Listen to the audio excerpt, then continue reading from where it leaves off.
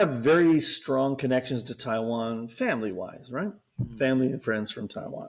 Yeah, of course. So for me, it's really interesting when I talk to people. Again, this is I'm not talking for everyone in Taiwan, but a lot of people, just like in the rest of the world, a lot of people assume that China is going to take back Taiwan, right? Mm. When they really decide they want to do it, realistically, what's going to happen? When it back in the 40s, when this call it the split happened, there's a lot of history behind it, but back then, China was in a pretty fucked up position. So even though they're like 87,000 times bigger than Taiwan, it made sense at the time. You could understand how they could not take over Taiwan. If you're interested, go look up the history. There's lots of things you can learn about it. Yeah. But things have changed. China now, Yeah. I mean, if they so chose, they could say Tuesday at 3:17, we're doing it by 3:18, we're finished. Right? I mean, Wow. it's that much of a mismatch. The only thing that would stop that from happening is drawing the states into Mm-hmm. a war, Yeah. a shooting war, right? Yeah. Right. And I think the Chinese right now are calculating, wait a minute, see what's going on with Russia and Ukraine. No. Everyone's supporting, but no one wants to put troops in there. Everyone's Yep. pussyfooting around a little bit because, man, this could go so sideways so fast. Yeah. It's horrible what's going on in Gaza and Israel. But again, the more horrible aspect is if it expands, right? If it just Mm. stays where it is, it's a disaster. But even if it Continue. expands, if it's the Middle East blowing the shit out of each other, Mm. that doesn't expand as much as China and the States throwing Right. bombs Of at each course. other. Oh That's yeah. like holy fuck, Wow. man! Like, everything's off the table.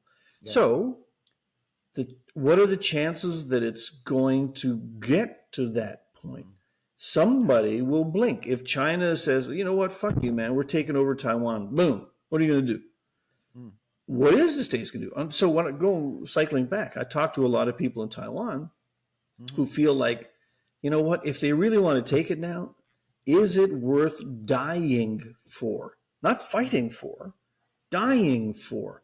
Right. Because there's no way that Taiwan can like overtakes an opponent Right. that size.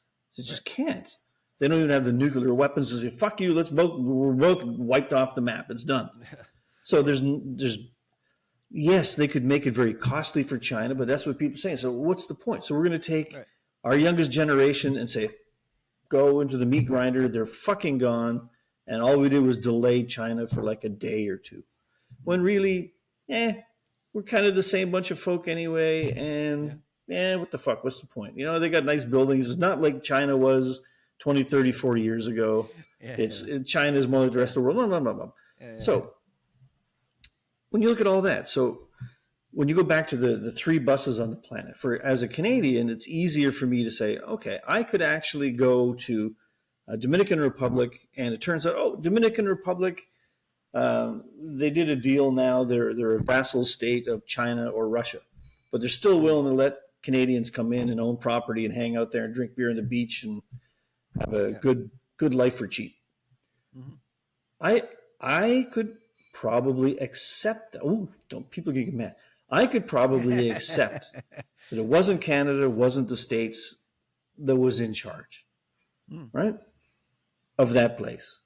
But as an American, wow, it must be so much more difficult. Even if you say, oh, I want to go live on the beach, they'll let me in too. But oh fuck, if I go there, everyone's going to think that I've gone over to the enemy side because I'm hanging out on the beach where Russia's in charge and China's in charge. Mm. So you almost can't.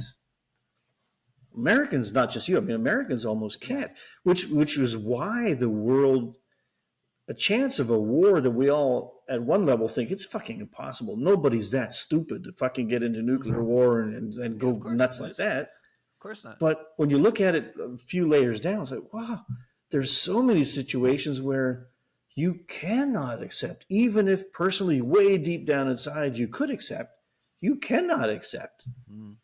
China cannot accept. They cannot accept the United States moving their capital from Washington to Taipei.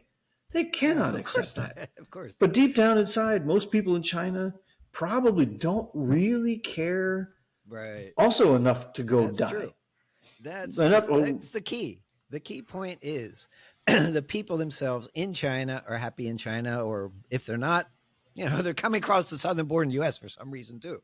But, we've been to China. I've been there like 30, 40, 50 times, whatever. And China is developing like crazy and growing, and they're having their own economic problems. But in itself, you wouldn't believe the tall buildings and all the stuff that's in China. And Taiwan is China's as well, Chinese people. They came from the same cultural background. So, and China is not stupid. China is not stupid. They know they can easily get a political resolution somehow.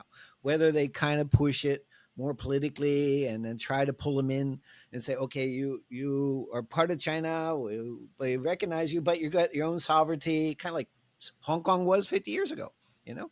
But most likely there will be a political solution because China is not stupid enough to go in militarily to Taiwan. It's just going to destroy everything. It's going to destroy China and Taiwan. There's nothing there. I mean, what the hell? I mean, Russia goes into Ukraine, blows the shit out of it.